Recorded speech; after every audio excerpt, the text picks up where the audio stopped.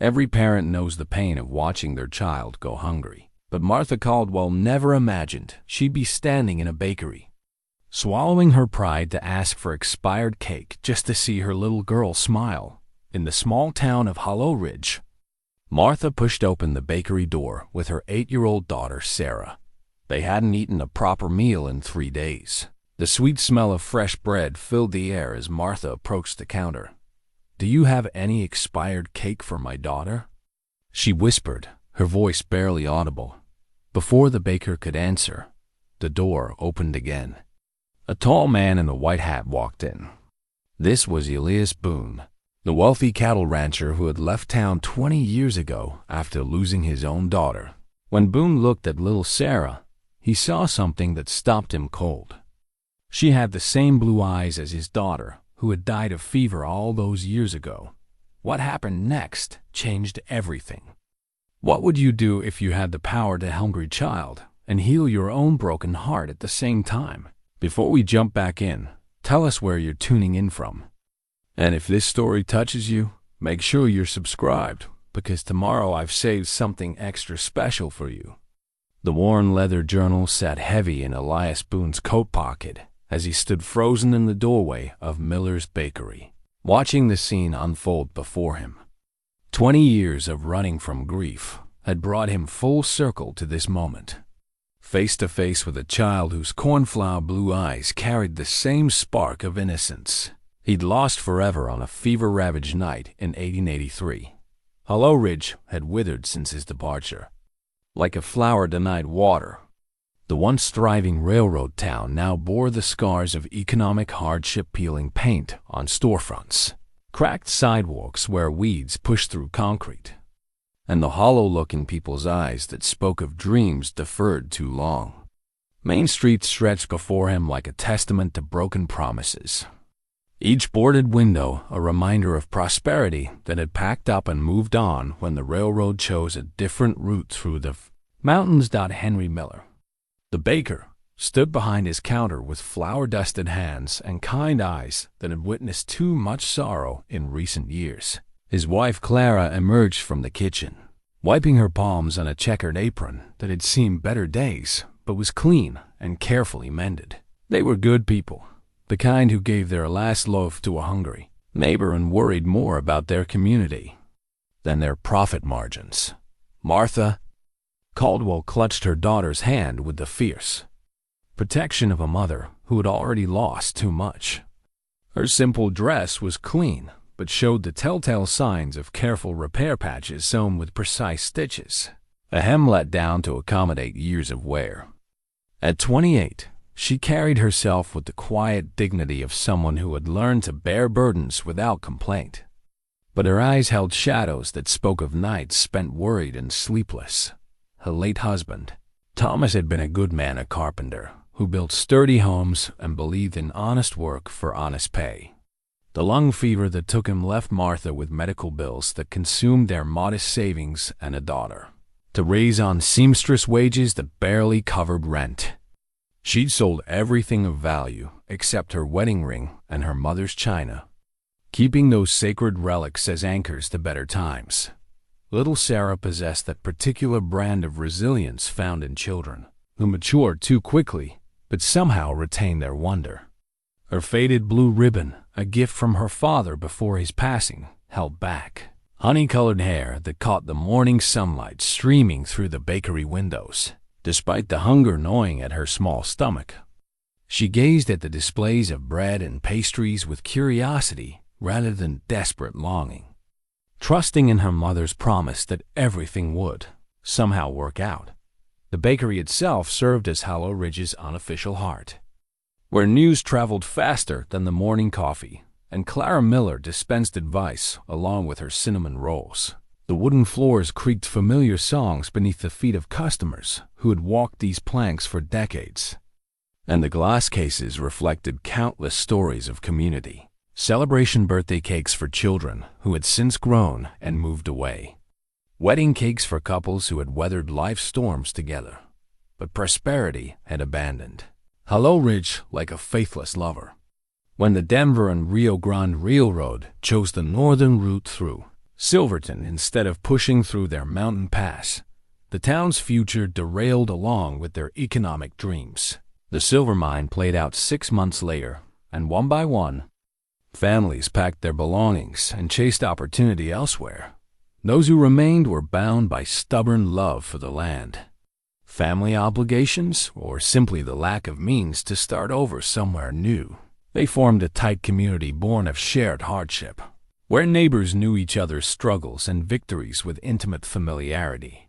When the Hendersons lost their farm to drought, the whole town pitched in to help them plant a kitchen garden. When old Mrs. Patterson broke her hip, Clara Miller organized meal deliveries that continued for 3 months without fanfare.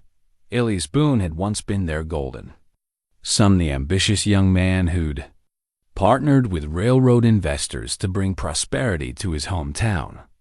His cattle operation stretched across 3 valleys, and his vision of Hallow Ridge as a major shipping hub had captured everyone's imagination. He'd married Elizabeth Hartwell in the town's grandest wedding, and their daughter Catherine had been the apple of everyone's eye. But grief had a way of poisoning even the strongest foundations. When scarlet fever swept through the territory in the winter of 1883, it took his 3-year-old Catherine along with a dozen other souls. Elizabeth, unable to bear the loss, had retreated into a melancholy so profound that she stopped speaking, stopped eating, and simply faded away like morning mist. Boone had buried his wife 6 months after his daughter, sold his cattle empire to the highest bidder, and disappeared into the Colorado wilderness like a ghost seeking peace. The fortune he'd accumulated sat largely untouched in Denver banks, earning interest while he lived like a hermit in a mountain cabin, sustained by hunting and fishing, and the occasional supply run to distant settlements where no one knew his story. His leather journal contained 20 years of entries, letters never sent to a daughter who would never read them, confessions of regret, and dreams of the family gatherings that would never happen. Now, standing in Miller's bakery, he watched Martha's internal struggle with the clarity of someone who understood pride's terrible weight. Her shoulders squared with determination, even as her voice trembled with shame, and he recognized the moment when desperation finally overwhelmed dignity. Every parent reached that breaking point, the instant when their child's need mattered more than their own reputation. Henry Miller's response was immediate and generous. "Of course, Martha. Clara just pulled some apple turnovers from yesterday that are still perfectly good. Sarah, would you like to pick which ones look best?" But before the transaction could complete, Boone found himself stepping forward, his voice rusty from years of limited conversation. "How much for everything in the bakery?" The question hung in the air like smoke from a distant fire, unexpected and slightly dangerous. 4 pairs of eyes turned toward him, Martha's filled with confusion, Sarah's with innocent curiosity, and the Millers with the careful assessment of people who'd learned to be wary of strangers bearing gifts. Clara Miller broke the silence first, her voice gentle but firm. "I'm sorry, sir, but I don't believe we've been introduced." The formality felt strange after so many years of isolation, but Boone removed his white hat with practiced politeness. "Elias Boone, ma'am. I used to live here." Recognition dawned slowly across Henry's features, followed by something between surprise and wariness. "Elias Boone. Well, I'll be. We heard you'd. That is, we weren't sure.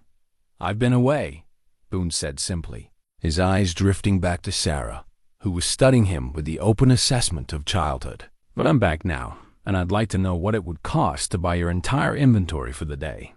Martha stepped protectively closer to her daughter, her maternal instincts triggered by the stranger's intense attention. "That's very generous, Mr. Boone, but we only need. Every child in this town should have cake," he interrupted, his voice carrying conviction that surprised even him. "And bread, and whatever else they need." The words emerged from a place deeper than conscious thought, drawn from 20 years of accumulated grief and a sudden, fierce desire to fill the empty spaces that loss had carved within him. In Sarah's bright eyes, He glimpsed an opportunity for redemption that had nothing to do with charity and everything to do with healing. Wounds he'd carried too long. Henry and Clara exchanged the kind of meaningful look that passed between couples married long enough to communicate without words. They'd heard stories about Elias Boone's wealth, his mysterious departure, and the tragedy that had driven him from everything familiar. Now here he stood, older and quieter than memory suggested, offering to solve their community's hunger with the casual certainty of someone accustomed to making problems disappear. "Mr. Boone," Clara said carefully, "that's very kind, but we couldn't possibly accept such generosity from a stranger." "I'm not a stranger," he replied. And for the first time in 20 years, the words felt true. "I'm home." The silver pocket watch in Elias Boone's vest had stopped ticking at 11:47 on the night his daughter died, its hands frozen like his heart had been for 20 years. Now, as he reached into his coat and withdrew a leather wallet thick with bills, time seemed to stutter back to life with the weight of decision. "Name your price," he said quietly, his eyes never leaving Sarah's face as she pressed closer to her mother's worn skirt. "Henry." Miller's hands trembled slightly as he wiped flour from his palms, leaving white streaks on his apron. "Mr. Boone, I appreciate the offer, but we can't. $500. The sum fell between them like a stone dropped into still water, creating ripples of shock that spread outward in silence. Clara Miller's hand flew to her throat, her fingers finding the simple cross that rested there. $500 represented more money than their bakery earned in 6 months, enough to pay their suppliers, fix the broken oven, and still have money left for winter preparations. Martha Caldwell's face flushed with a mixture of shame and confusion. She'd only asked for expired cake scraps that would otherwise feed the birds, and now this stranger was offering to buy out the entire bakery. "Sir, that's far too generous for what we need. Sarah and we only wanted—" "I know what you wanted," Boone interrupted gently, his voice carrying the weight of understanding that came from his own experience with pride and desperation. "But I'm asking for something different. I want to buy everything here, and I want you to help me distribute it." The request hung in the air like incense, heavy with implications none of them fully grasped. Sarah tugged at her mother's dress, a child's logic cutting through the adult complexities that paralyzed the conversation. "Mama, why is the nice man sad?" she whispered, but her voice carried in the bakery's stillness. The question pierced Boone like an arrow finding its mark. Children possessed an intuition that adults learned to ignore, and this little girl had seen straight through 20 years of carefully constructed walls to the grief that lived beneath. He knelt slowly, bringing himself to her eye level, his weathered hands gentle as he spoke. "I am sad, little one. I lost someone very important to me, and I've been sad for a very long time." Sarah considered this with the solemn thoughtfulness of a child who had known loss herself. "My daddy died too. Mama says he watches over us from heaven."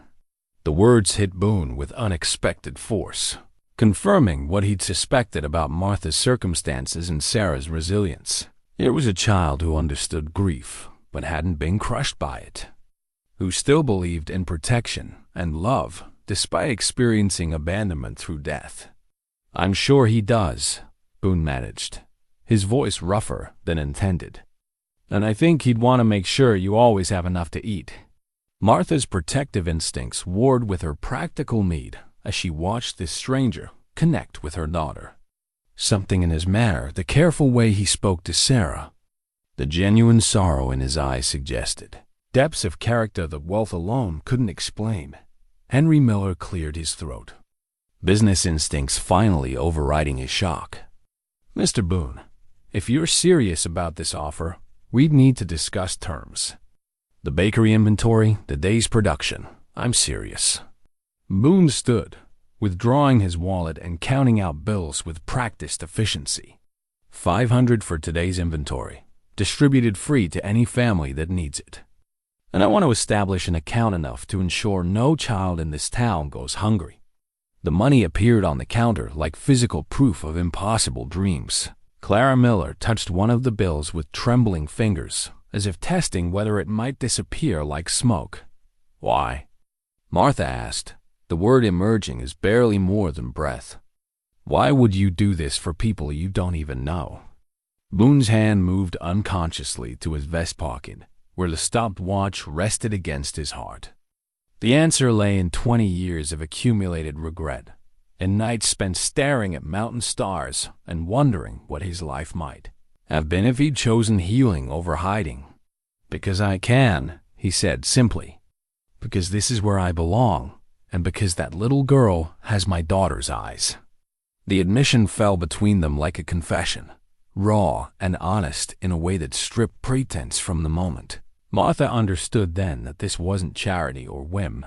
This was a man trying to build bridges back to the living world, using the only tools he had left. Sarah, oblivious to the adult complexities swirling around her, had discovered a display case filled with sugar cookies shaped like stars and horses, her small nose pressed against the glass, leaving a tiny fog print as she studied each one with the careful consideration of someone making an important choice. "Can I really pick anyone I want?" she asked, her voice filled with wonder at such unprecedented abundance. "You can pick 3, Boone said, surprising everyone, including himself. "One for now, one for later, and one to share with a friend." The generosity was overwhelming in its casual enormity. Martha felt tears threatening, the product of months of stress and worry finally finding release in the face of unexpected kindness. She'd grown accustomed to measuring every penny, to choosing between bread and milk, to telling Sarah they'd have treats another time when money was less tight. Clara Miller had already begun moving, her baker's instincts taking over as she started gathering items into baskets. "If we're going to do this properly, we'll need to organize distribution. There's the Henderson family and old Mrs. Patterson and—" "Make a list," Boone interrupted, pulling out additional bills. "Whatever it takes to reach everyone who needs help." Henry Miller studied the stranger who had once been their golden boy, trying to reconcile memory with reality. The young Elias Boone had been ambitious and confident, ready to conquer the world through sheer determination. This older version carried himself with the careful precision of someone who'd learned that the world could not be conquered, only endured, and perhaps occasionally redeemed. "There's talk of a railroad coming through again," Henry offered tentatively, testing whether business still held any appeal for their unexpected benefactor. New route through the Southern Pass could bring prosperity back to Hallow Ridge. Boone nodded absently, his attention focused on Sarah as she made her careful selections, each choice accompanied by serious deliberation. "Prosperity's good," he said, "but children shouldn't have to wait for trains to eat." The statement carried weight beyond its simple words, suggesting a philosophy shaped by loss and refined by solitude. Martha found herself studying this man who had appeared like an answer to prayers she'd been afraid to voice, wondering what combination of tragedy and generosity had brought him to their door at precisely the right moment. "Mr. Boone," she said carefully, "this is incredibly generous, but I need to understand, what do you want in return?" The question was fair and necessary, the product of hard-won wisdom about the cost of accepting help. But Boone's answer came without hesitation, carrying the simple truth of someone who had finally found his way home. "Nothing you're not willing to give," he said. "Just let me help." The hand-carved wooden horse sat on Martha's kitchen table like a question mark made of pine and memories. Elias Boone had pressed it into Sarah's palm before leaving the bakery, claiming he'd whittled it years ago and forgot to give it away. But Martha recognized the careful attention to detail, the flowing mane, the proud stance, the tiny saddle etched with intricate patterns that spoke of countless evenings spent crafting love into wood. Sarah had named the horse Thunder and carried it everywhere for 3 days now. galloping it across windowsills and fence posts, while making soft neighing sounds that filled their small rented room with unexpected joy. For a child who owned few toys, this gift represented treasure beyond measure. But Martha's pleasure in her daughter's happiness was complicated by the weight of obligation that accompanied such generosity. In her experience, gifts this meaningful came with strings attached, expectations that emerged slowly like weeds growing through cracks in foundation stones. "Mama, can we go see Mr. Boone today?" Sarah asked, perched on their bed with thunder prancing between the patches of morning sunlight that filtered through their single window. "He's a busy man, sweetheart. Important people have important things to do." The deflection felt hollow even as Martha spoke it. Boone had spent the past 3 days moving through Hallow Ridge like a man on a mission, hiring locals for projects that seemed to multiply by the hour. He'd commissioned repairs to the schoolhouse roof, funded improvements to the church bell tower, and somehow convinced the reluctant town council to let him pay for new street lamps along Main Street.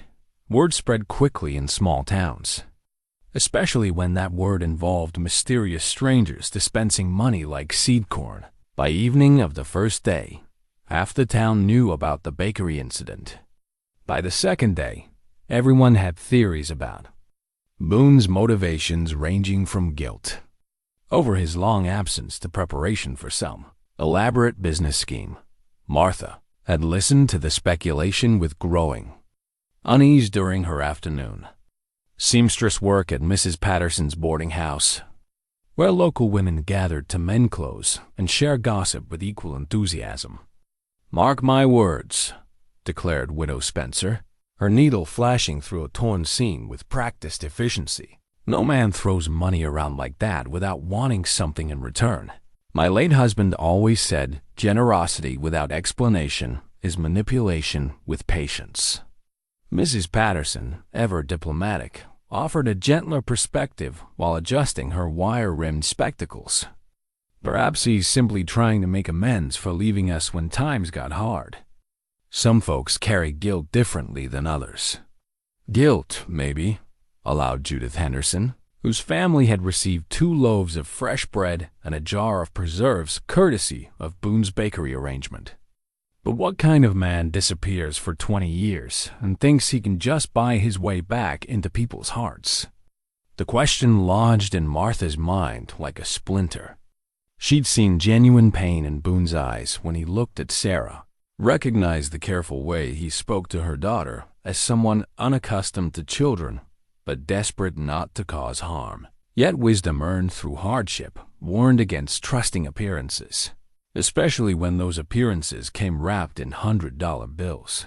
A soft knock at her door interrupted these uncomfortable thoughts. Martha opened it to find Henry Miller, hat in hand and expression serious despite the flour that still dusted his collar. "Martha, I hope I'm not intruding, but Mr. Boone asked me to deliver this." He handed her an envelope sealed with red wax, the paper thick and expensive. Her fingers trembled slightly as she broke the seal, revealing a letter written in careful script that suggested education and deliberate thought. "Dear Mrs. Caldwell, I hope you'll forgive the presumption of this correspondence, but I wanted to explain my actions at the bakery and address any concerns you might have about accepting help from a stranger. 20 years ago, I lost my daughter Catherine to scarlet fever. She was 3 years old, with blue eyes like Sarah's and the same curious spirit that sees wonder in simple things. When I saw your daughter in the bakery, I recognized something I'd thought was gone forever: the possibility that a man might still serve a purpose beyond his own grief. I don't offer charity, Mrs. Caldwell. I offer partnership. This town raised me, shaped me, and deserves better than the abandonment I gave it in my pain. But rebuilding requires more than money. It requires the kind of community, connections that women like you understand better than men like me ever could. If you're willing, I'd like to hire you to oversee the distribution of assistance to families in need. The position would pay $40 monthly, enough to secure better housing for you and Sarah, while ensuring that help reaches those too proud to ask for it directly. I realize this seems sudden, but time has taught me that opportunities for redemption don't announce themselves with warning bells. Sometimes grace arrives disguised as ordinary moments, a child's hunger, a mother's love, a stranger's chance to choose healing over hiding. If this proposal seems acceptable, please meet me at the church tomorrow after Sarah's school. We can discuss details and address any questions you might have about my intentions or capabilities. With respect and hope, Elias Boone. Please tell Sarah that thunder was carved for a little girl who would have loved having such a wonderful friend to care for him. Martha read the letter twice, her heart racing with equal parts hope and fear. $40 monthly represented more money than she'd ever earned. Enough to move from their single rented room to a proper house with space for Sarah to play and privacy for Martha to think. But the personal revelation about his daughter added layers of complexity she hadn't anticipated. This wasn't random charity. This was a grieving father trying to fill the hole in his heart by helping another man's child. The recognition brought understanding, but also responsibility that felt heavier than gratitude. Good news? Henry asked, noting her expression's mixture of emotions. I'm not sure, Martha admitted honestly. He wants to hire me to help distribute aid to needy families. Henry nodded thoughtfully. Clara mentioned he'd asked about folks who might need assistance but wouldn't ask for it directly. Said he wanted someone with connections to handle things without embarrassing anybody. The consideration impressed Martha despite her wariness. Someone who understood pride's role in small-town dynamics, possessed wisdom that couldn't be bought with money alone. What do you think of him, Henry? Really? The beggar considered his words carefully, the way men did when asked to judge character rather than actions. I think he's a man carrying more pain than any person should have to bear alone. And I think maybe helping others might be the only way he knows how to help himself. The assessment felt true in ways that both comforted and concerned Martha. She wanted to believe in redemption, in second chances, in the possibility that tragedy could transform into purpose rather than simply ending in bitterness. But she also needed to protect Sarah from the disappointment that came when broken people couldn't sustain the healing they sought through others. Love given from emptiness rarely lasted long enough to build the security that children required. The tattered wedding ring on Martha's finger caught the afternoon sunlight as she stood before the church where she'd promised to love Thomas Caldwell until death parted them. The simple gold band had grown loose over months of meager eating, but she twisted it nervously as she waited for Elias Boone, wondering if accepting his job offer represented betrayal or survival. Thomas had been a good husband, steady, kind, devoted to both his wife and daughter with the quiet consistency of a man who understood that love was built through daily choices rather than grand gestures. He'd worked with his hands, creating beauty from raw wood, and believed that honest labor was its own form of prayer. Martha still heard his voice sometimes in the early morning hours, gentle reminders about Sarah's need for stability and her own capacity for strength. You're stronger than you know, Martha, he'd whispered during those final fever-ravaged days. Promise me you'll let people help when help is offered. Pride's a luxury we can't afford when Sarah's future is at stake. Now, facing the possibility of steady income and proper housing, Martha felt the weight of that deathbed promise.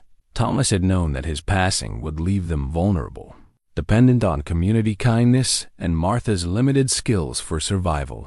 He'd have wanted her to accept Boone's offer.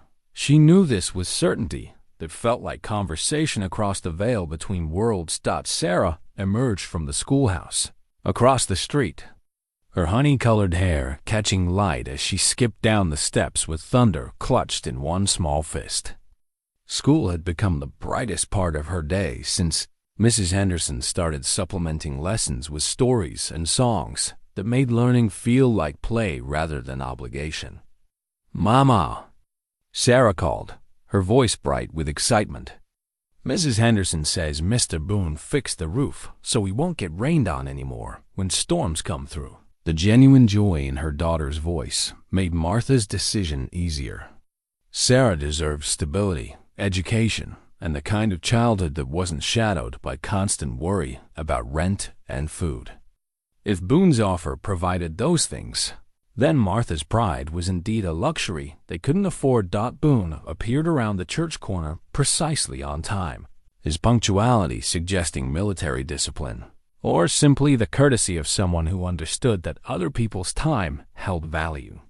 He traded his white hat for a simple brown one that made him look less like a cattle baron and more like an ordinary man seeking ordinary conversation. "Mrs. Caldwell," he said, tipping his hat with old-fashioned courtesy. "Thank you for considering my proposal, Mr. Boone." Martha's voice carried the careful neutrality of someone still measuring trust against necessity. "I've read your letter several times. I have questions, of course." His eyes found Sarah, who was showing Thunder the church bell tower with the patient explanation children reserved for beloved toys. Would it be easier to talk privately, or would Sarah prefer to stay close? The consideration touched Martha unexpectedly. Most adults either ignored children completely or spoke around them as if they couldn't understand adult conversation. Boone seemed to recognize Sarah as a person whose comfort mattered in discussions that would affect her future. "Sarah can hear whatever we discuss," Martha said firmly. "She's learned to handle truth better than most adults handle uncertainty." Boone nodded with something that looked like approval. "Practical wisdom. I respect that." He gestured toward the church steps. "Shall we sit? I find important conversations go better when people can look each other in the eye." They settled on the wide stone steps that had welcomed 3 generations of Hallow Ridge families for weddings, funerals, and Sunday services. Sarah positioned herself between the adults, Thunder prancing along the step's edge as she listened to grown-up talk with the intense attention of children who've learned that adult decisions shape their world. "First question," Martha began. "Why me? You don't know anything about my capabilities or character." "I know you asked for expired cake to feed your child," Boone replied simply. "I know you chose humility over hunger when pride would have been easier.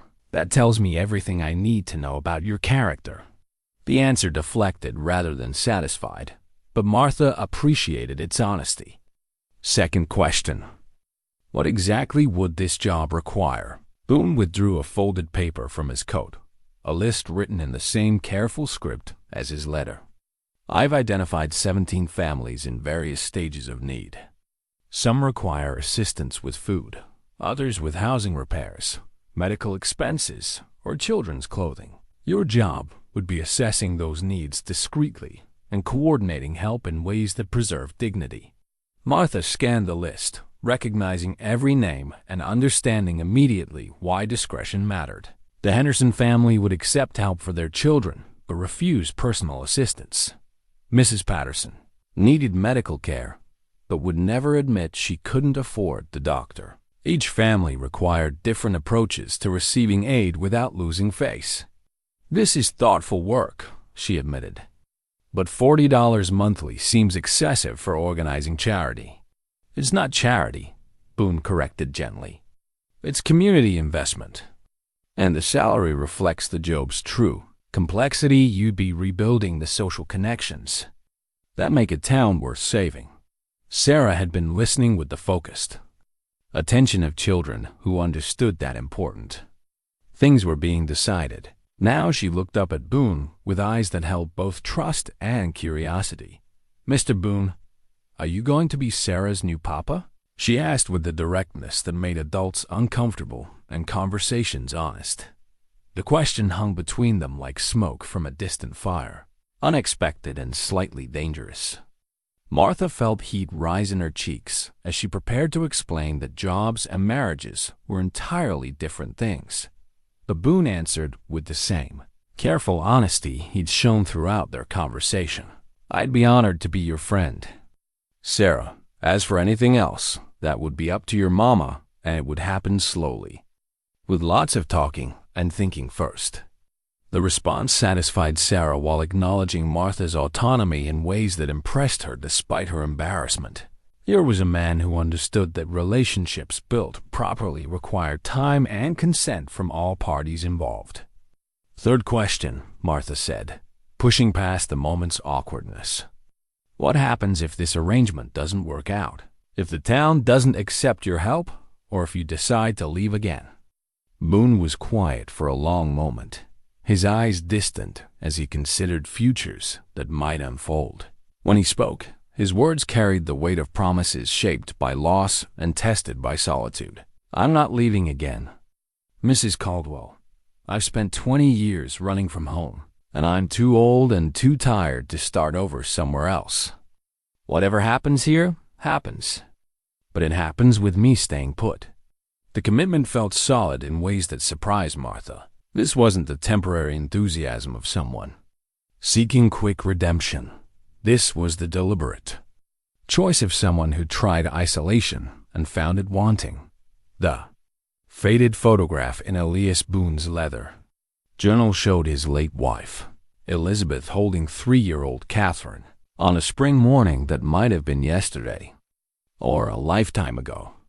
Both wore white dresses and matching smiles, captured in a moment when their world still held promises instead of graves. He traced Elizabeth's face with a trembling finger as Sarah's fever flushed. Cheeks brought memories rushing back like floodwaters, breaking through a dam. 3 days into her new position managing Boone's charitable efforts, Martha had moved herself and Sarah into the small house behind the church, 2 rooms, a kitchen, and their own privy, luxury beyond anything they'd known since Thomas's death. Sarah had been delighted with the space to spread her belongings and play with Thunder, without worrying about disturbing neighbors through thin walls. But tonight, as Martha pressed a cool cloth to her daughter's burning forehead, those improvements felt meaningless against the terror that seized every parent when fever spiked beyond reason.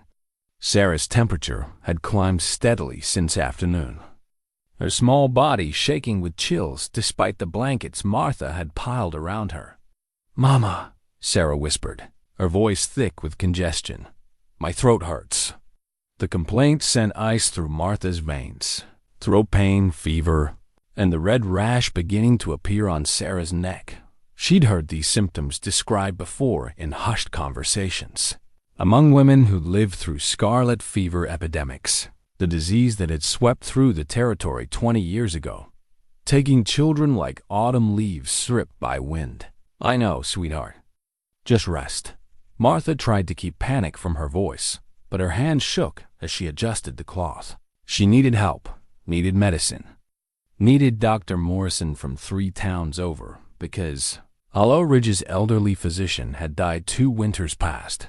A knock at her door came like an answer to prayers she'd been afraid to voice. Martha opened it to find Boone standing in the lamplight, concern etched across features that looked older than his 50-some years. "Henry mentioned Sarah was feeling poorly," he said simply. "I thought you might need assistance." Relief flooded through Martha so completely that she sagged against the doorframe. "She's burning up. I think I'm afraid it might be scarlet fever," Boone finished quietly, understanding immediately why terror had replaced the careful composure Martha usually maintained. "May I see her?" Martha stepped aside, watching as Boone approached Sarah's bedside with the careful movements of someone who'd walked this path before. He knelt beside the small figure, his weathered hand gentle against her forehead as he checked her temperature with the practiced assessment of experience. "Hello there, little one," he said softly. "Thunder told me you weren't feeling well." Despite her fever, Sarah managed a weak smile. "You can hear Thunder talk? Special horses speak to people who listen carefully."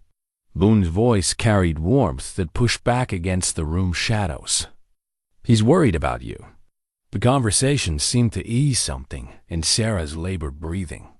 But Boone's expression remained serious as he stood and motioned Martha toward the kitchen where they could speak privately. "How long has she been like this?" he asked. "Since this afternoon." The fever came on fast, and now there's a rash. I'm writing for Dr. Morrison tonight. Boone interrupted, his decision already made. It's a hard 12-hour journey, but I can have him here by morning. Martha's heart leaped with gratitude and fear. The expense. I don't have money for a doctor's travel fees. That's not your concern. Boone was already reaching for his coat, his movements quick with purpose. I'll also bring medicine from Denver if Morrison doesn't have what's needed. Why? The question escaped before Martha could stop it. Why would you do this for us?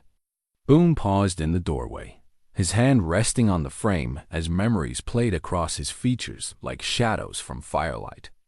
Because 20 years ago, I watched my daughter die of scarlet fever while I stood helpless. I couldn't save Catherine, but maybe I can save Sarah. The admission hung between them raw and honest, stripping away pretense to reveal the desperate hope that drove his generosity. This wasn't about charity or community improvement. This was about a father trying to rewrite history through someone else's child. Mr. Boone, Elias, Martha said softly, using his first name for the first time. I can't ask you to. You're not asking. I'm choosing. His voice carried quiet determination. Some chances don't come twice, Martha. Let me have this one. The vulnerability in his words touched something deep in Martha's chest. She'd been so focused on protecting herself and Sarah from disappointment that she'd forgotten some people needed to give help as desperately as others needed to receive it. Ride carefully, she whispered. Sarah needs you to come back. The words carried weight beyond their simple meaning, acknowledging for the first time that Boone had become important to both of them. He nodded once, then disappeared into the night like a man racing against ghosts that had haunted him too long. Martha returned to Sarah's bedside, settling into the chair she'd pulled close to monitor every breath. The little girl's hand sought hers in sleep, trusting in protection that felt fragile against the fever's heat. Mama's here, Martha murmured, though she wasn't sure if the comfort was for Sarah or herself. Mr. Boone's gone to fetch help. Everything's going to be all right. The promise felt hollow in the lamplight, made by a woman who'd already learned that death didn't respect love or hope or desperate bargaining. She'd lost Thomas despite prayers and fighting and refusing to accept defeat. Now she faced the possibility of losing Sarah too, and the thought brought a darkness that threatened to consume reason. But Boone's willingness to ride through the night for a child who wasn't his own offered a different kind of hope. Maybe love didn't always prevent loss, but perhaps it could summon help when help seemed impossible. Maybe one man's grief could become another family's salvation if he chose healing over hiding. Thunder sat on the bedside table, where Sarah had placed him, the wooden horse standing guard over dreams that flickered between fever and peace. Martha touched the careful carving, remembering Boone's words about creating it for a little girl who would have loved having such a wonderful friend. Now she understood the gift's true meaning, not just a toy for Sarah, but a bridge between past sorrow and present hope. Carved by hands that had learned to create beauty from remembering love rather than dwelling in loss. The child's quilt spread across Sarah's bed was a patchwork of love sewn from fabric scraps Martha had collected over months of careful saving. Each square told a story: blue cotton from Sarah's outgrown dress, yellow calico from curtains Martha had made for their old room, red flannel from Thomas's work shirt that she'd finally found courage to repurpose. The quilt represented everything Martha could give her daughter: warmth, protection, and the tangible proof that someone loved her enough to spend countless evening hours creating beauty from remnants. Dawnlight filtered through the small window as Dr. Morrison finished his examination, his weathered hands gentle as he checked Sarah's throat and listened to her breathing. The physician had arrived with Elias Boone just after sunrise, both men dust-covered and exhausted from their midnight ride, but alert with purpose that transcended fatigue. The fever's broken, Dr. Morrison announced, his voice carrying relief that made Martha's knees weak with gratitude. It wasn't scarlet fever, just a severe throat infection that responded well to the medicine I brought. Martha sank into the bedside chair, tears flowing freely for the first time since Sarah had taken ill. The terror of the past day dissolved into thanksgiving so complete that she couldn't speak, could only watch her daughter's peaceful breathing and marvel at the simple miracle of crisis averted. Boone stood in the doorway, his face showing exhaustion, and something deeper, the particular weariness of someone who'd faced old demons and found them less powerful than expected. He'd ridden hard through mountain passes that held memories of another child's fever, another midnight vigil, another desperate search for help that had come too late. "She's going to be fine," Dr. Morrison continued, gathering his instruments with practiced efficiency. "Keep her resting for a few more days. Plenty of fluids and light meals when her appetite returns." "Thank you," Martha managed, her voice thick with emotion. "Both of you." "I don't know how to no need," the doctor interrupted kindly. "Mister." Boone explained the situation. "Any child in this community has access to medical care as needed." His instructions were quite clear on that point. The statement revealed another layer of Boone's commitment to Hallow Ridge, extending beyond charity to the systematic rebuilding of services that made community sustainable. Martha looked at him with new understanding, recognizing that his vision encompassed not just individual assistance, but the infrastructure necessary for long-term prosperity. Sarah stirred on her pillow, her fever-bright eyes focusing on the adults gathered around her bed. "Mr. Boone," she whispered, her voice hoarse but steady, "did you really ride all night to bring the doctor?" "Thunder and I thought you might need some help," Boone replied, settling carefully on the bed's edge.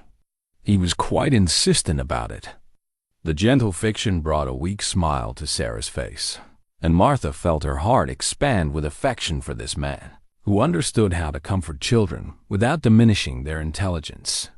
He spoke to Sarah as a person worthy of truth, presented kindly, not as someone to be protected from reality through elaborate deceptions.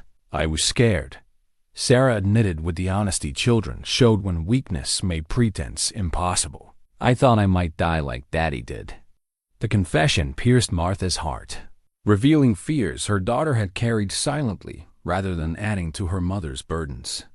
8-year-old wisdom that understood death's reality while hoping for protection from those who loved her. "Being scared is natural," Boone said simply. "But you are surrounded by people who won't let anything bad happen if they can prevent it. Sometimes that's enough." Dr. Morrison departed with promises to check on Sarah's progress in a week, leaving Martha and Boone alone with their relief and the quiet intimacy that crisis created between people who'd faced fear together. Sarah had drifted back to sleep, her breathing easy and natural under the quilt that had become a symbol of maternal devotion. "Elias," Martha said softly, using his name again with growing comfort. "What you did last night was selfish," he interrupted, his voice carrying self-awareness that surprised her. "I needed to save her as much as you did, maybe more." The admission hung between them like a bridge spanning 20 years of accumulated grief. Martha studied his face in the morning light, seeing exhaustion and relief and something else, the particular peace that came from choosing courage over safety when stakes were highest. "Tell me about Catherine," she said gently. Boone was quiet. For a long moment, his eyes distant as memory called back voices silenced too soon. When he spoke, his words carried the careful precision of someone who'd learned to handle precious things without breaking them further. She was like Sarah in many ways, curious, trusting, quick to laugh. "Elizabeth and I thought we had time to teach her everything, to watch her grow and discover the world. But time isn't guaranteed, and the fever took her before we could say goodbye properly." The pain in his voice was ancient but not bitter, transformed through years of solitude into something approaching acceptance. Martha recognized the particular quality of grief that had been examined, understood, and integrated into the foundation of character rather than allowed to poison hope. "Elizabeth never recovered," he continued, She blamed herself, blamed me, blamed God. The sadness consumed her until there was nothing left but mourning. I buried them 6 months apart and couldn't bear to stay where everything reminded me of what I'd lost. But you came back, Martha observed. I came home, Boone corrected. There's a difference. The distinction felt important in ways Martha was beginning to understand. Coming back suggested retreat or defeat, but coming home implied choice and commitment to building something better from the ruins of what had been destroyed. Why now?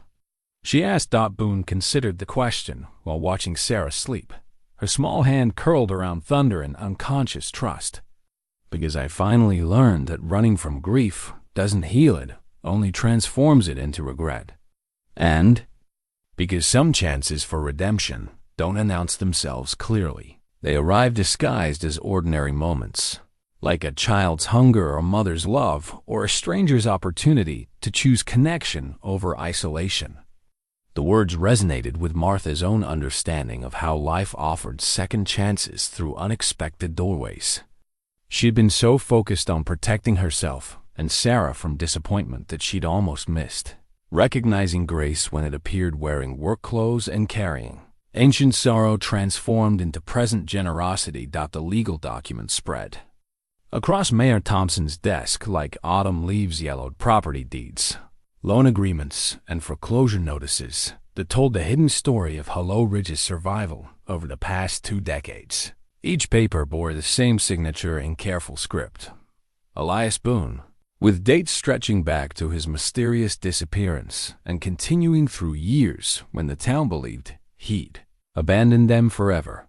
Martha stared at the papers with growing understanding and dismay, her morning coffee cooling untouched as the scope of deception revealed itself. She'd come to the mayor's office to discuss expanding the charitable food program, only to discover that the man she was falling in love with owned practically everything she could see from the window.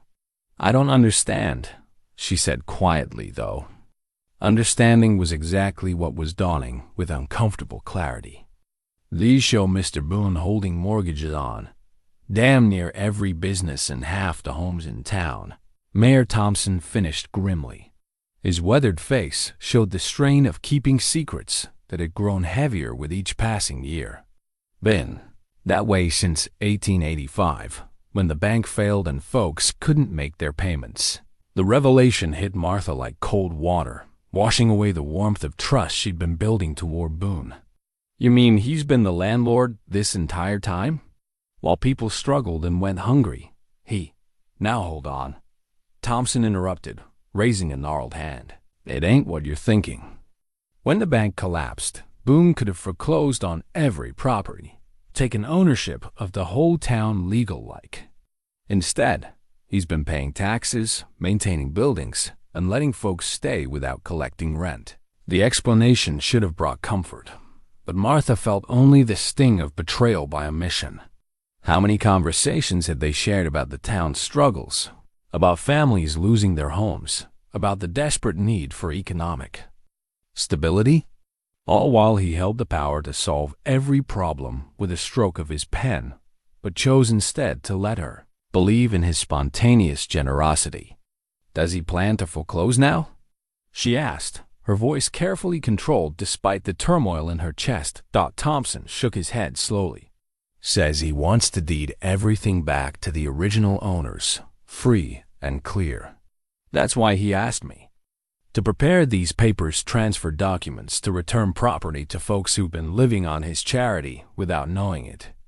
The mayor gestured toward a second stack of documents, these ones crisp and new, bearing legal language that would restore ownership to families who thought they'd lost everything years ago. The gesture was magnificent in its scope and generosity, but Martha couldn't shake the feeling that such massive deception made every interaction feel calculated rather than genuine. Why didn't he tell us? The question emerged more as pain than curiosity. Why let us think we were accepting help from someone who barely knew us? Maybe, Thompson suggested gently, because he knew how proud folks are in this town. Maybe because charity feels different when it comes from your landlord versus a stranger trying to make amends. The psychology made sense, but didn't ease Martha's sense of betrayal. She thought of Sarah's innocent delight in Boone's attention, of her own growing feelings for a man who'd seemed to appear like an answer to prayers. Now those emotions felt manipulated, shaped by a relationship built on fundamental dishonesty about power and obligation. "There's more," Thompson added reluctantly, producing another document from his desk drawer. "This one concerns you directly." Martha's hands trembled as she read the deed transfer for the small house behind the church, where she and Sarah had been living. The property had belonged to Boone for 15 years, acquired when the church couldn't maintain both buildings after their congregation dwindled. He was prepared to deed it to her free and clear. Along with a plot of land suitable for a garden dot, the generosity was overwhelming. But it also meant that every moment of security she'd felt in her new home had been illusory.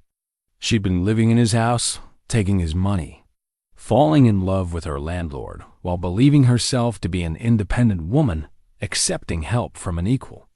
"I need to see him," Martha said, standing abruptly. "I need to understand why he couldn't trust us with the truth." Thompson nodded sympathetically. "He's at the old railroad office, going through more papers with his lawyer from Denver." "Martha, he's a good man trying to do right by people. Maybe the method was wrong, but the heart behind it is genuine." The defense fell flat against Martha's anger and hurt. Good intentions didn't excuse treating the entire town like children who couldn't handle adult realities. Every conversation, every gesture, every moment of growing intimacy had been shadowed by this massive deception that made her question everything she thought she knew about his character. She found Boone exactly where Thompson had indicated, surrounded by legal documents and speaking quietly with a well-dressed man who could only be his attorney. The scene reinforced her sense of manipulation. Here was the wealthy businessman she'd never been allowed to see, making decisions that affected everyone in town while maintaining the pretense of being just another concerned citizen. "Martha," Boone said, rising immediately when she entered. "I wasn't expecting to see me before you finished arranging everyone's lives without their knowledge." She interrupted, her voice carrying an edge that made the lawyer glance nervously between them. Understanding dawned across Boone's features, followed by resignation and something that might have been relief. "Thompson showed you the documents." 20 years, Martha said, anger finally breaking through her careful control. 20 years you've owned half this town, and you let us struggle and worry and think we were one missed payment away from losing everything. How could you do that to people who trusted you? "Because I didn't want gratitude for something I should have done 20 years ago," Boone replied quietly. "Because charity from a landlord feels different than help from a friend. Because I needed you to choose me for who I am, not what I own." The explanation carried truth that Martha wasn't ready to hear. Her sense of betrayal ran deeper than logic could touch, rooted in years of careful self-reliance that had been undermined by discovering she'd been living on someone else's charity all along. "You made me feel like a beggar," she whispered, the words carrying pain that surprised them both. "All this time, I thought I was building something independent, something earned. Instead, I was just another tenant you were helping out of guilt." "That's not true," Boone said firmly, stepping toward her despite the lawyer's presence. "What happened between us, what's happening with Sarah, that has nothing to do with property or money. That's real, Martha. That's the only thing in my life that's felt real in 20 years." But Martha was already moving toward the door, her mind spinning with implications and embarrassment. How many people knew the truth? How long had she been walking through town as the object of pity rather than respect? How much of Sarah's delight in their new circumstances was based on security that could be withdrawn at any moment? "I need time to think," she said without looking back. "I need to figure out what's true and what's just another piece of theater designed to make you feel better about the past." The accusation landed hard, and Boone didn't try to follow her into the street. Martha walked home through a town that suddenly felt foreign, wondering if she'd ever known anything real about the man she'd been prepared to trust with her heart. The original town charter lay spread across the church altar like a sacred text, its handwritten clauses faded but still legible after 43 years of guiding Hallow Ridge's governance. Reverend Mills had retrieved it from the church archives at Mayor Thompson's request, and now the community's founding document served as the centerpiece for the most important meeting in the towns. History.word had spread through Hallow Ridge with the speed that only significant news could achieve in small communities. By evening, every adult in town crowded into the church pews, their faces showing mixtures of confusion, hope, and wariness as they waited to learn what Elias Boone's return truly meant for their future. Martha sat in the back row with Sarah beside her, the little girl clutching thunder while sensing the tension that rippled through adult conversations around them. 3 days had passed since Martha's confrontation with Boone. 3 days of careful avoidance and sleepless nights spent questioning everything she thought she understood about trust and independence. Boone stood at the front of the church beside Mayor Thompson, his weathered hands clasped behind his back as he faced the community that had shaped him and that he'd inadvertently controlled for 20 years. The legal documents from Denver lay in neat stacks on a table borrowed from the church social hall, each pile representing families who would learn tonight whether their homes had been theirs all along or merely borrowed time. "Folks," Mayor Thompson began, his voice carrying the authority of 30 years in local government, "I expect most of you have heard rumors about property ownership and Mr. Boone's involvement in keeping this town afloat. Tonight, we're here to address those rumors directly and make some important decisions about our future." A murmur rippled through the congregation as neighbors exchanged glances and shifted in seats worn smooth by generations of Sunday services. Henry and Clara Miller sat together in their usual pew, hands clasped with the unity of couples who'd weathered storms together. The Henderson family occupied an entire row, their children listening with the solemn attention that small towns taught early. Widow Spencer, never one to avoid difficult conversations, stood immediately. "Before anyone says anything else, I want to know if it's true that Mr. Boone has been our landlord all this time without telling us." The directness of the question focused every eye on Boone, who nodded slowly. "It's true, Mrs. Spencer. When the bank failed in 1885, I purchased the outstanding mortgage to prevent foreclosure. You've all been living in your homes by my choice, though I hoped you'd never need to know that." The admission sent another wave of whispers through the church, reactions ranging from gratitude to indignation. Martha watched faces around her, seeing her own complex emotions reflected in expressions that couldn't decide between appreciation and anger. Why? The question came from young Jim Henderson, whose family had struggled to maintain their farm for 15 years. "Why keep it secret if you were helping us?" Boone was quiet for a moment, choosing words with the care of someone who understood their weight. "Because charity and debt feel different than independence. Because I wanted you to build your lives based on your own choices, not gratitude to me. Because I was a coward who couldn't face the community I'd abandoned when you needed me most." The honesty in his response settled something in the room's atmosphere. This wasn't the polished speech of a politician, but the raw confession of a man who'd spent 20 years examining his own failures. Reverend Mills stepped forward, his gentle voice carrying pastoral authority. "Mr. Boone has asked to address the community about his intentions going forward. I believe we should listen before making judgments about past actions." Boone moved to the center of the altar, his presence commanding attention without demanding it. 20 years ago, I left this town when grief made staying impossible. I thought I was protecting myself, but I was really abandoning the people who'd raised me and supported my dreams.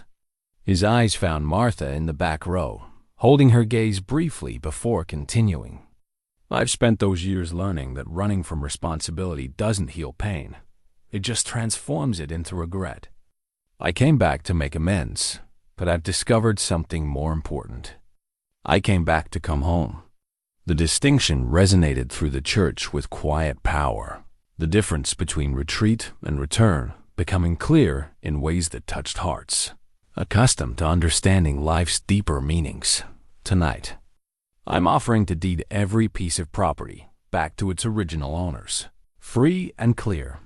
Boone continued, gesturing toward the legal documents. No payments, no obligations, no strings attached. Your homes, your businesses, your land, all of it becomes yours completely.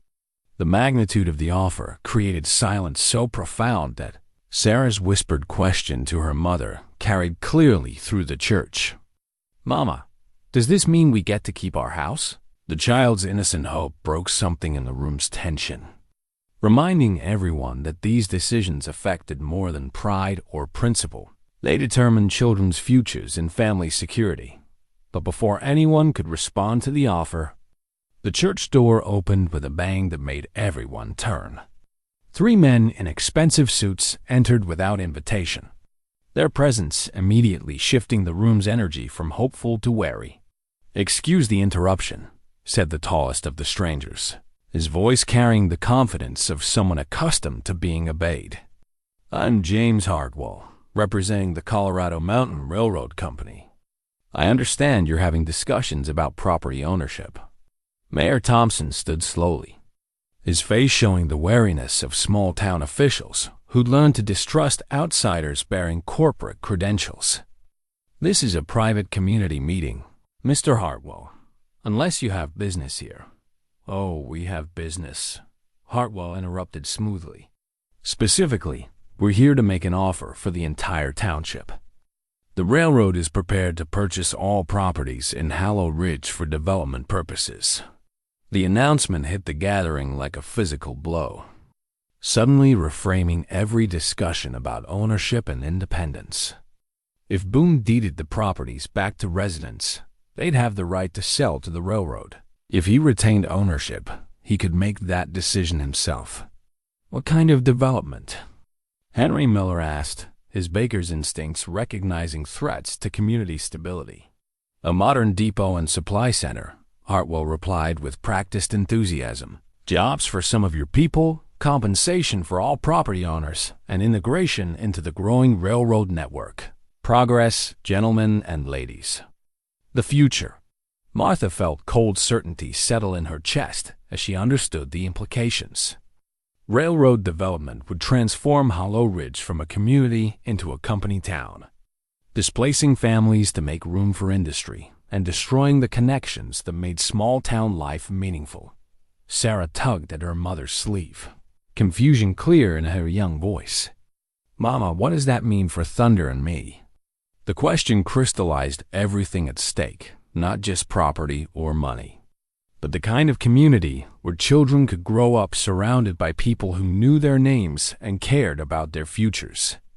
"It means," Martha said quietly, standing as decision solidified in her heart, "that we need to choose what matters most." She walked forward through the church aisle, every eye following her progress toward the front where Boone waited. Their personal conflict seemed small against the larger threat to everything they'd all built together, separately but connected. "Mr. Boone," she said formally, her voice carrying clearly through the silent church, "I think we need to talk about more than property deeds. We need to talk about home."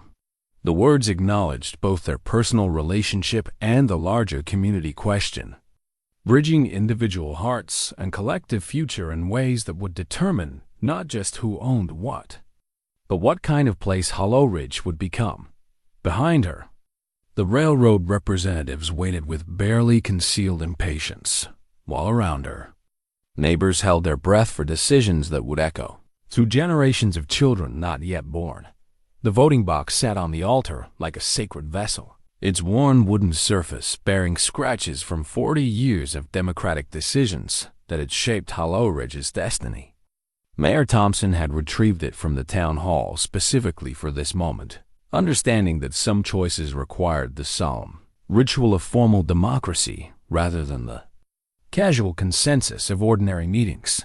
James Hartwell stepped forward with the confidence of a man accustomed to purchasing whatever he desired. His leather portfolio, containing contracts that could transform the struggling community into a profitable enterprise overnight. Ladies and gentlemen, let me be clear about our offer. The Colorado Mountain Railroad is prepared to pay fair market value plus 20% for all properties in Hallow Ridge. That's more money than most of you have seen in your lifetimes. The sum he named caused audible gasps throughout the church. For families who'd struggled through years of economic hardship, the railroad's offer represented financial security beyond their wildest dreams, enough money to relocate anywhere, buy better homes, start fresh with advantages their children had never known. But Martha stood firm at the front of the church, her decision crystallizing as she faced the choice between individual prosperity and community preservation. Mr. Hartwell, your offer sounds generous, but you're asking us to sell more than property. You're asking us to sell our home. With respect, Mrs. Caldwell, Hartwell replied smoothly, sentiment doesn't pay bills or educate children. Our development will bring jobs, infrastructure, and economic opportunity to a region that's been bypassed by progress. Progress toward what? Martha challenged, her voice carrying the strength that adversity had forged in her character. Toward turning neighbors into strangers? Toward replacing families with workers? Toward erasing the connections that make a place worth living in? Widow Spencer stood slowly, her arthritic hands gripping the pew as she found her voice. I've lived in this town for 73 years. I buried my husband in soil that knows our names. You can't buy that with railroad money, no matter how much you offer. Her words triggered a wave of responses from throughout the congregation. Henry Miller spoke of recipes passed down through generations, of customers who were friends before they were business. Clara talked about children she'd watched grow up, marry, and raise families of their own. The Henderson family described fields that held their father's sweat and their grandfather's hopes.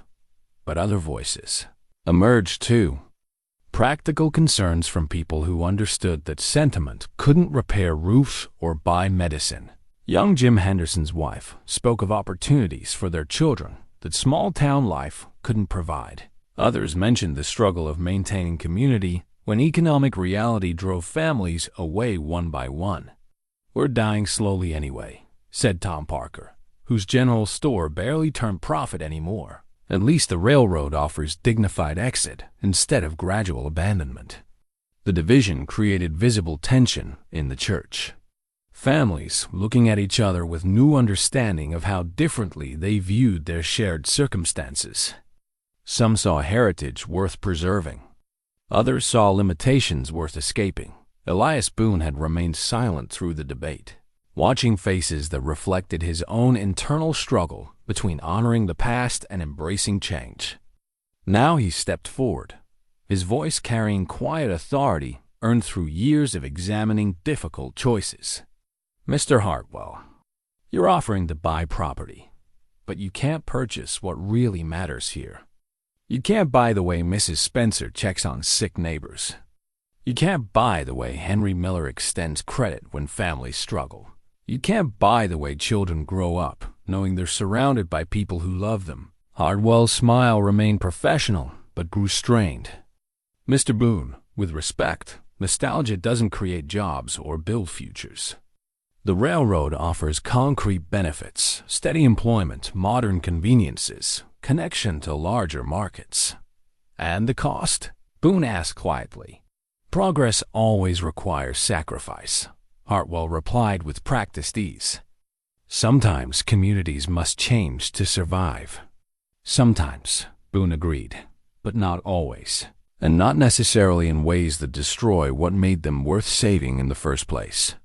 He turned to face the congregation, his weathered hands steady as he spoke from the heart that had taken 20 years to heal. I made mistakes that drove me from this community. And I spent those years learning that prosperity without connection is just comfortable loneliness. Money can't replace the bonds that make life meaningful. Sarah tugged at her mother's skirt, her child's voice cutting through adult complexities with simple clarity. Mama, if we take the railroad money, where would Thunder live? Would he still have friends to play with? The innocent question crystallized everything at stake in ways that financial arguments couldn't touch. This wasn't just about property values or economic opportunity. It was about preserving the kind of place where children's questions mattered more than corporate. Prophets. Mayor Thompson approached the voting box with ceremonial gravity, understanding that this decision would echo through generations. Citizens of Hallow Ridge, we have two choices before us: Mr. Hartwell's railroad development, or Mr. Boone's property transfer with community preservation. Each adult resident gets one vote. The decision requires a simple majority. The moment had arrived when principles would be tested against practical needs, when individual dreams would be weighed against collective heritage, when the soul of Hallow Ridge would be determined by the courage of its people to choose their own destiny. The wedding dress had belonged to Martha's mother, carefully preserved in lavender and tissue paper for 28 years of waiting for the right moment to emerge from its cedar chest. Now it lay spread across Martha's bed like a promise of new beginnings, its ivory lace still beautiful despite the passage of time, representing the courage to love again despite the risks that accompanied opening one's heart. The vote had concluded an hour ago with a decision that surprised no one who truly understood Hallow Ridge's character.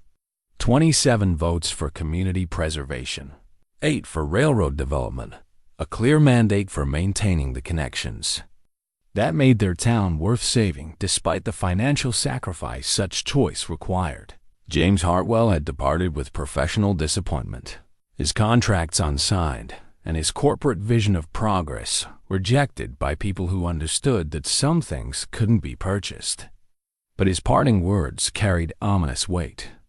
The railroad would find other routes, other opportunities, and Hallow Ridge would remain forgotten by the prosperity that bypassed communities unwilling to embrace change.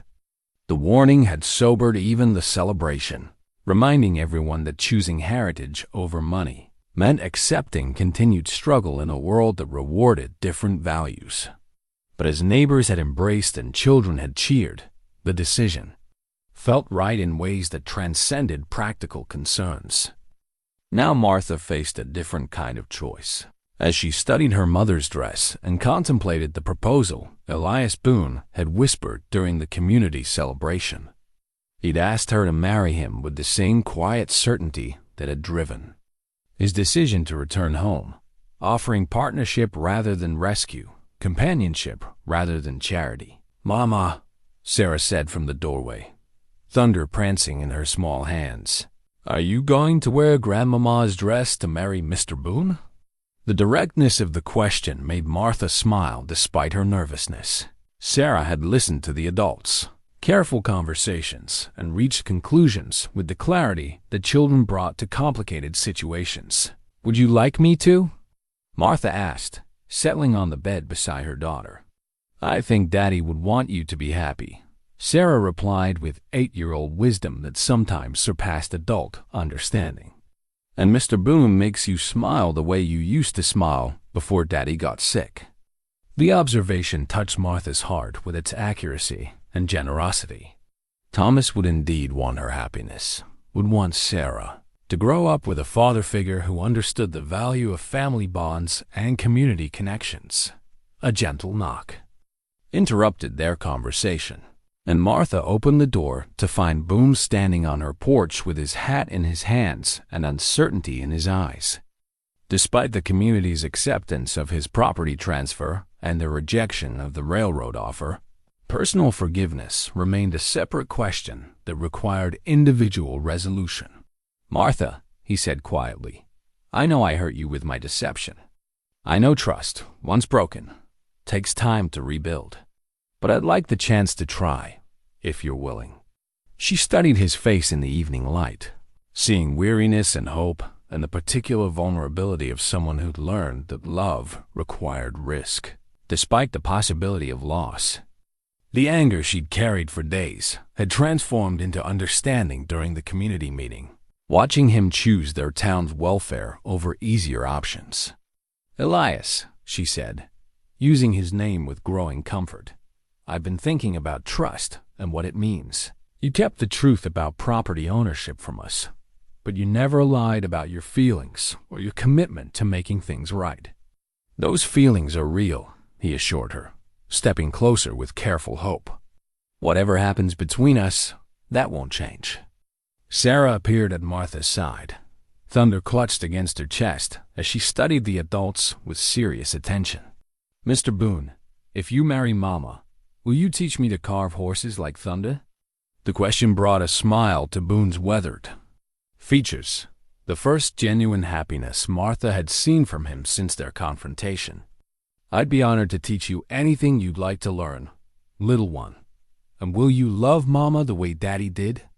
The child's directness created a moment of profound stillness as Boone knelt to Sarah's level, his voice gentle but certain as he answered, "I'll love her differently than your daddy did, because every love is unique. But I'll love her completely, and I'll love you as if you were my own daughter, if you'll let me." Sarah considered this with the solemn thoughtfulness that important decisions required, then nodded slowly. "Thunder says that would be good." Martha felt tears threatening as she watched this man who'd lost everything find healing through the willingness to love again. The community had chosen preservation over profit, but she faced a more personal choice between safety and the courage to build something new from the ruins of what had been lost. "Yes," she whispered, the word carrying weight of commitment and hope. Yes to teaching Sarah to carve. Yes to loving completely. Yes to building a family together. Boone stood slowly, his eyes never leaving hers as he spoke the words that would transform 3 separate lives into one shared future. "Martha Caldwell, will you marry me?" "Yes, Elias Boone, I will." The acceptance felt like coming home in ways that had nothing to do with property deeds or community votes. Everything to do with hearts that had learned to choose love over fear, despite the risks that accompanied such courage. The new family portrait sat on the mantelpiece of the house Elias and Martha now shared, a photograph taken on their wedding day 6 months after the town meeting that had changed everything. In the image, Boone stood tall beside Martha in her mother's ivory dress, while Sarah beamed between them holding Thunder and wearing a crown of wildflowers that had been her own idea. The photograph captured not just 3 people, but the healing power of love that transforms loss into hope and strangers into family. Spring had returned to Hallow Ridge with particular abundance, as if the land itself celebrated the community's choice to preserve what mattered most. The main street bustled with activity that hadn't been seen in 20 years. New families drawn by word of a town where neighbors cared for each other, where children could grow up knowing they belonged to something larger than themselves. Martha stood in the doorway of Miller's Bakery, now officially managed by her charitable foundation, but still carrying the warmth and welcome that Henry and Clara had built over decades of service. The morning rush included familiar faces and new ones. The Patterson family who'd moved from Denver seeking small-town values for their children. The retired schoolteacher who'd chosen Hallow Ridge for her golden years. The young couple who'd opened a bookshop in the building that once housed Tom Parker's struggling general store. Mrs. Boone called Mrs. Henderson from across the street, her voice carrying joy that had replaced years of worry about her family's security. "Sarah's getting so tall. She'll be as beautiful as her mama before we know it." The compliment brought a smile to Martha's face as she watched her daughter, now legally adopted by Elias and officially Sarah Caldwell Boone race through the streets with her school friends, Thunder still clutched in her hand despite his worn appearance. At 9 years old, Sarah had blossomed into a confident child who understood that she was loved by 2 fathers, one who watched over her from heaven, and one who taught her to carve Horses from blocks of pine. Elias emerged from the bank where he'd been meeting with investors, interested in supporting Hallow Ridge's growth without compromising its character. The railroad's departure had opened opportunities for different kinds of development, sustainable tourism, artisan crafts, and the kind of businesses that enhance community life rather than replacing it. "How did the meeting go?" Martha asked as he approached, automatically straightening his tie with the unconscious intimacy of marriage. "Better than expected," he replied, drawing her close with an arm around her waist. "The Denver group wants to fund expansion of the school and establish a scholarship program for local children. They understand we're not interested in becoming a corporate town." The news represented exactly the kind of progress Hallow Ridge needed: investment that strengthened rather than transformed, growth that preserved rather than erased the connections that made their community special. "Mama, Papa!" Sarah's voice carried across the street as she raced toward them, her school bag bouncing against her hip. The title Papa had emerged naturally after the adoption, chosen by Sarah herself as perfect for the man who'd become her father through love rather than blood. "What is it, sweetheart?" Martha asked as Sarah skidded to a stop before them, breathless with excitement. "Mrs. Henderson says there's a new family coming to town with a little girl my age. They're moving into the house by the church, and they have a dog named Biscuit." The enthusiasm in Sarah's voice captured everything beautiful about childhood in small towns. The assumption that new neighbors meant new friends. That community would embrace newcomers with the same warmth they'd always shown to those who belonged. "That's wonderful news," Elias said, ruffling Sarah's hair with gentle affection. "Perhaps we should prepare a welcome basket for them." "With cookies," Sarah added immediately. "And maybe a wooden horse for the little girl, if she'd like one." The suggestion touched Martha's heart with its echo of generosity learned through example. Sarah had absorbed the lessons of community care that surrounded her daily, understanding instinctively that welcome meant action rather than words. They walked together toward home, a family created through choice and commitment rather than chance, moving through streets where every face held familiarity and every building told stories of survival and renewal. The afternoon light caught the fresh paint on storefronts, the new playground equipment behind the school, the garden plots where families grew vegetables and flowers with equal care. As they reached their front porch, another family approached from the direction of the church, a man and woman with a little girl who clutched a doll with the same devotion Sarah showed Thunder. The newcomers looked uncertain, overwhelmed by the transition that moving always created, especially when leaving familiar places for unknown communities. Martha recognized the expression immediately, the mixture of hope and worry that accompanied life's major changes, the question of whether new places could become home through time and investment. "Welcome to Hallow Ridge," she called, approaching with the natural warmth that had made her perfect for managing community outreach. "I'm Martha Boone, and this is my husband Elias and our daughter Sarah." "Thank you," the woman replied with visible relief at finding immediate friendliness. "I'm Rebecca Walsh, and this is my husband James and our daughter Emma. We're moving into the house behind the church." "The very best house in town?" Elias said with gentle humor. "We lived there ourselves when we were starting over." Emma peered shyly from behind her mother's skirt, her eyes finding Sarah with the cautious interest that children showed potential friends. Sarah stepped forward with confidence born from security, offering Thunder for inspection. "This is Thunder," she said seriously. "My papa carved him from magic wood that helps horses talk to people who listen carefully." The introduction worked its intended magic, drawing smiles from the adults and fascinating attention from Emma, who examined Thunder with the reverence appropriate to such important introductions. "Would you like to see my room?" Sarah asked. "And maybe help me plan a party for Thunder's birthday next week." As the children moved toward the house, already deep in conversation about wooden horses and birthday celebrations, Martha and Elias exchanged looks that carried the satisfaction of witnessing Community in action, the natural process by which newcomers became neighbors, strangers became friends, and scattered individuals became family through the simple courage to care about each other's well-being. The cycle would continue as long as people chose connection over isolation, generosity over selfishness, and the hard work of building community over the easy comfort of remaining strangers.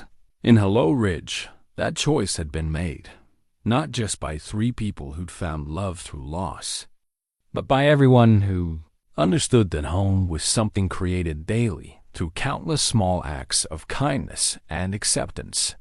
The new family portrait would need updating soon? Martha realized, as their circle expanded to include all the hearts that had chosen to belong to something larger than themselves.